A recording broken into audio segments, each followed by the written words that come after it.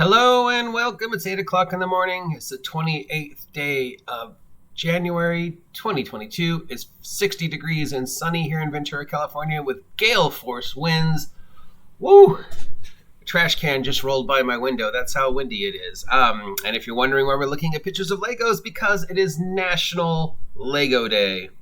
So let us just take a moment to appreciate the wonderful joy and silliness that is Legos and forget all the nonsense that affects our hobby and just Legos.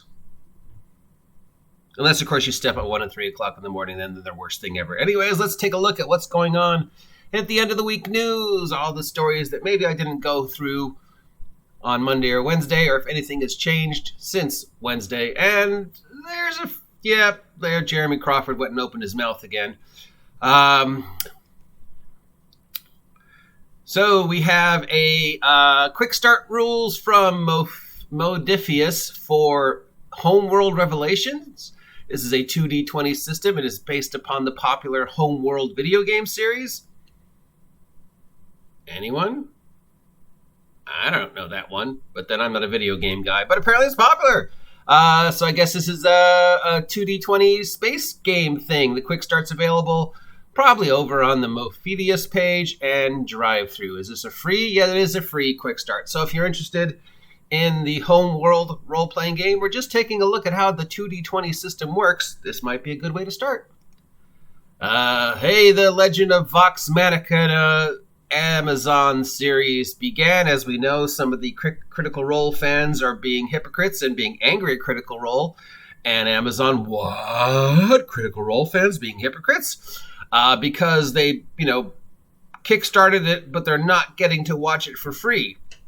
Now, I questioned multiple individuals, honestly, who actually did take part in the Kickstarter, and 9 out of 10 of them said that there is absolutely nothing in the Kickstarter anywhere that says that if you donate a certain amount of money, you will get to watch the show for free. It is hinted that if they make a DVD, you would have gotten that for free. But it never actually says anywhere, from what I've been told, you get it for free. So, yeah, why are you upset?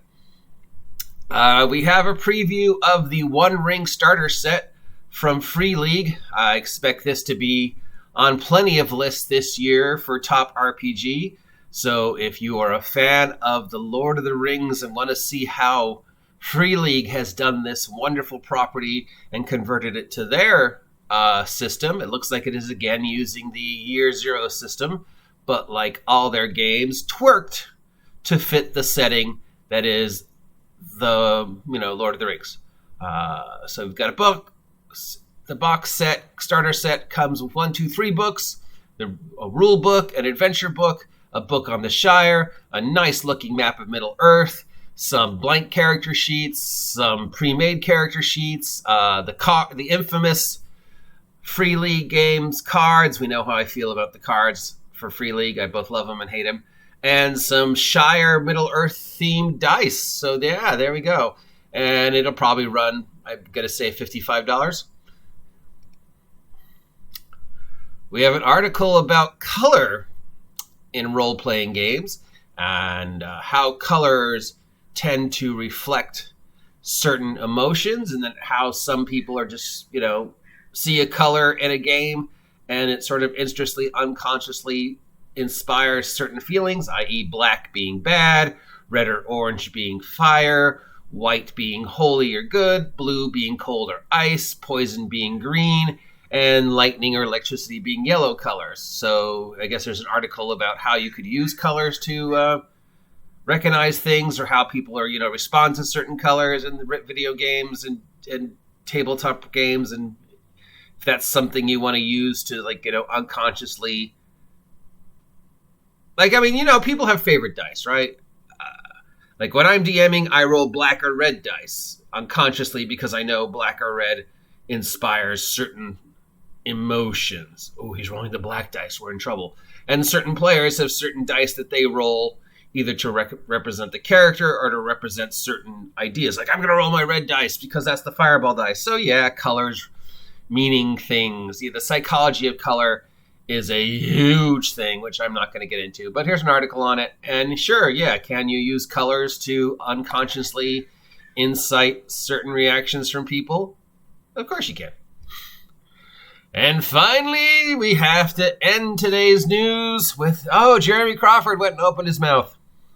Stop it. Just stop, Crawford. Just every time you open your mouth, you make something that was bad worse. You should have known what kind of damage this man was going to cause when Chris Perkins handed Acquisitions Incorporated over to him, and he proceeded to ruin Acquisitions Incorporated at under 2 hours. So, Jeremy Crawford revealed a couple of lore changes to D&D. More lore changes? How can you change the lore, Crawford, when you've literally said there is no lore? So the big shift towards a multiverse is the game's main progressive going forward, rather than a specific setting. The game is shifting towards a multiversal focus with a variety of worlds and settings, i.e., screw you, Ed, we're dumping the Forgotten Realms, and if anybody thought we were going to do Dragonlance, that's probably not going to happen. Instead, we're going to do books like Fizbin. So all those people who are talking about, Waterdeep this, and the Forgotten Realms that, and the Red Wizards of Thay this, well, apparently you're getting screwed because looks like Wizards of the Coast is dumping the Forgotten Realms and probably also dumping any specific settings like Strixhaven. Ha ha ha. Especially since Strixhaven is doing so poorly in their ratings.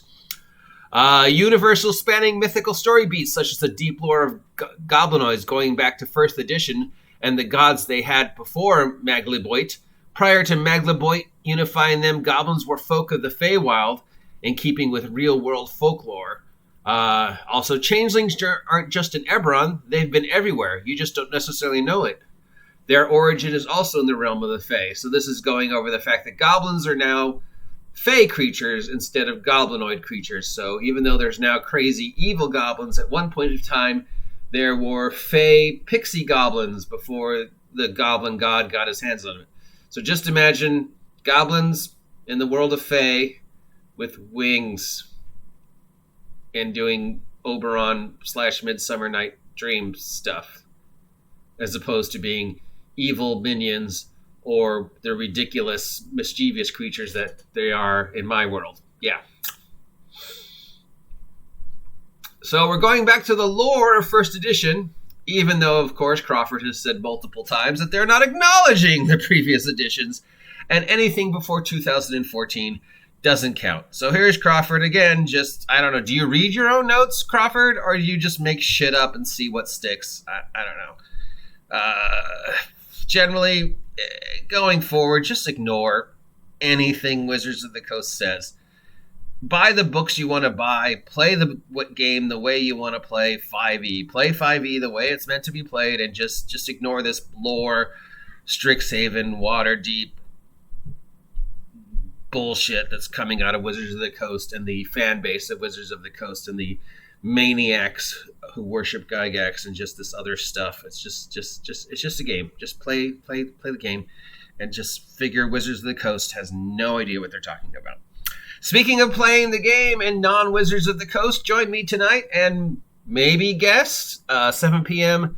California time for this month's Fireside Chat, where I'm going to be talking about third-party 5e products and what the difference between a 5e D&D product is, a 5e product, and just a D20 product. And then we're going to take a look at what rules actually work with the 5e engine. Because let's face it, a lot of people are feeling like, D&D doesn't really work with the 5e engine. Yes, Wizards of the Coast can call it D&D, and a lot of people are saying it's D&D, but then there's a lot of other people who are saying 5e isn't D&D, and the 5e mentality doesn't really work with the 5e D&D engine, blah, blah, yakety schmackety. So yeah, we're going to talk about genres that work with 5e and genres that don't. Of course, this is all opinions. I have no facts. So if that's something you want to listen to, join me tonight on the live stream world at 7 p.m. And if you'd rather listen to something else, go over to Evil DM and listen to him talk, or go over to Legion of Myth and listen to them talk. They're all channels I support and highly recommend you check out. Till next time, I am the OGGM, your guide to all the tabletop role-playing game news, weather, sports, general internet nonsense, and Legos! Happy Lego Day.